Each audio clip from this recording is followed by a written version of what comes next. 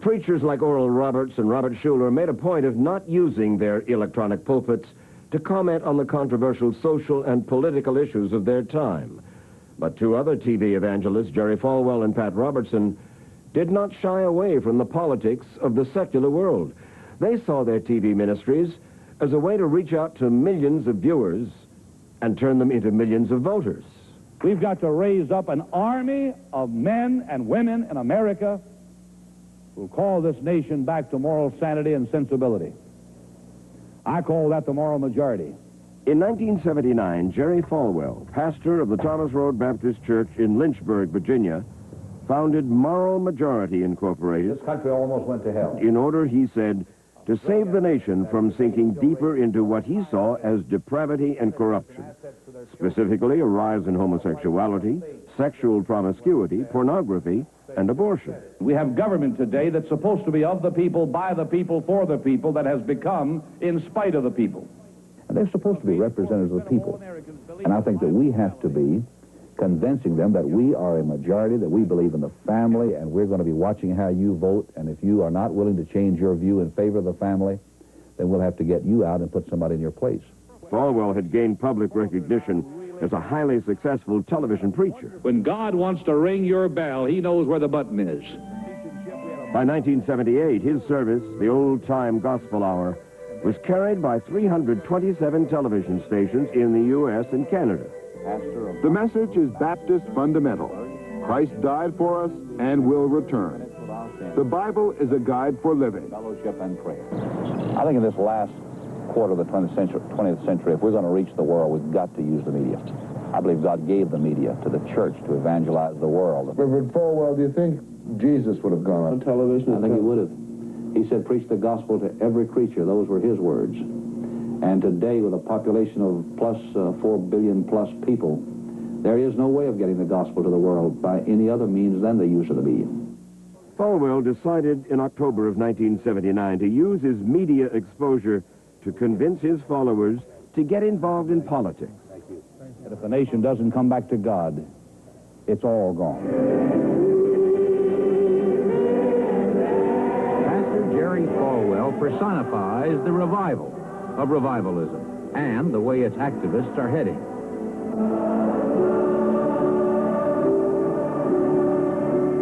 More than 30 million Americans like these now identify themselves with the evangelical Christian movement. 200,000 of them came on a recent pilgrimage to Washington so that America and its leaders might bear witness to the new force. We are against the Equal Rights Amendment because we believe that degrades womanhood and may one day cause our women to use unisex toilets and fight in the trenches on the battlefield where men belong. Anyone who knows me knows that I'm a fundamentalist and a separatist. Wherever you are, I'm probably to the right of you. If I'm not, tell me where you are and I will be. Just pass the envelopes out, please. Print your name and address. Make your checks payable to Moral Majority of Maryland. Make them as generous as you can, please. In less than half a year, he said, Moral Majority had registered 1.5 million new voters, that he was turning into a political force to be reckoned with. The national office provides, with our national office on Capitol Hill, just 4 blocks from the Capitol building, lobbying.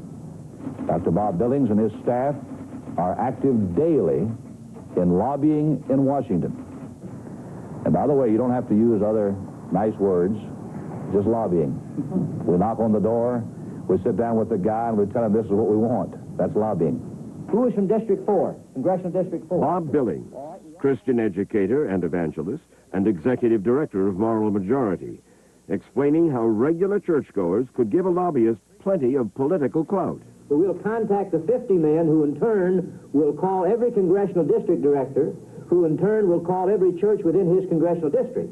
And that way, within a matter of over a service, we can, either a Wednesday night service or a Sunday service, we can mobilize 4 to 6 million people with whatever project needs to be mobilized on a national level, or at least in your state.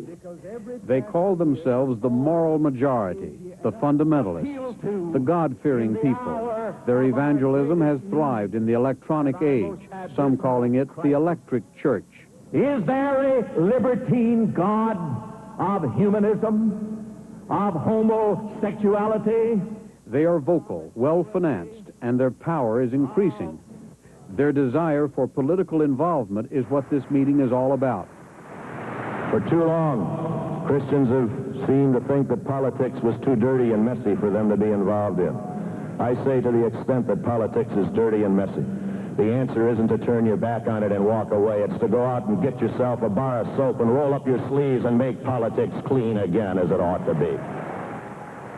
At the present time, it's very difficult to say we're bipartisan, rather nonpartisan, when it looks like we're very much partisan on the fact that the Republican National Convention platform is exactly what we believe.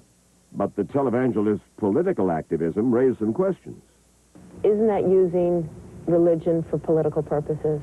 Yes, it is using the influence that you have obtained as a pastor, but it's no more than Ed Asner or Jane Fonda using the influence they have obtained as an actor, actress, to get people committed to a cause, and I don't think it's any more wrong for one than the other. But they're not using religion. No, they're not, but I don't feel that I'm using religion. I'm using my own influence and my own personality, which influence and personality obtain notoriety through my religious ministry. So I don't feel I'm using religion, but I do feel that I'm using the influence I have for the benefit of America, and I think it's not only legal, but I think it's obligatory. As did the man who followed in Falwell's footsteps, but who would eventually come to dominate the religion in politics movement. His name was Pat Robertson.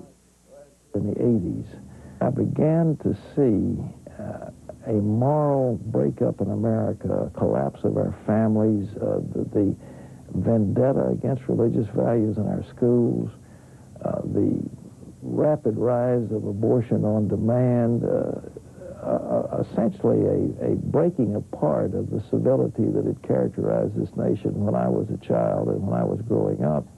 And I wanted to do something about it. Here we go. And 10. One is under. Yep, stand by your applause. Pat Robertson, son of a former United States Senator and a graduate of the Yale Law School, founded the Christian Broadcasting Network in Virginia Beach, Virginia, and presided over a daily religious television program called the 700 Club. Thank you and welcome, ladies and gentlemen, to this edition of the 700 Club. We've got some fascinating... Robertson said he began CBN in 1959 with $70 on an obscure station high up on the TV dial. By the early 1980s, his network was reaching 10 million homes. The man was brilliant in terms of defining the devices to build a network that now has become so big that nobody really knows. I've got good news for you. Jesus Christ loves you very, very much. He told me that. But like Jerry Falwell, Pat Robertson believed that the real influence in America came through politics. I organized in '82 an organization called the Freedom Council because I thought it was time for evangelicals to get into the political process. By 1986, the foundation had 45,000 dues-paying members. In addition, Robertson had put together a political action committee, the Committee for Freedom, with a bankroll of an estimated $500,000. And Pat and Jerry Falwell said, come on back. America needs all its voters. This is a pluralistic nation. And I think Pat and Jerry should be commended for getting evangelical Christians back into the electric process where they belong. I see a sleeping giant having stood up now, conservative, religious Americans, who are never going to sit down again. A debt President Ronald Reagan was quick to acknowledge after his landslide 1984 re-election. Like St. Peter and his brother St. Andrew, you've been good and faithful fishermen, and you fought the good fight for prayer in the schools and against abortion and for freedom in the world. You know perhaps better than I that you have never let us down. For Pat Robertson and Jerry Falwell, the future looked bright. With a friendly president in office, they set their sights on nothing less than a spiritual reawakening of the political process, until a spate of stories about sex and corruption at some of the televangelists' best-known ministries almost destroyed their plans. Those scandals when the 20th century continues.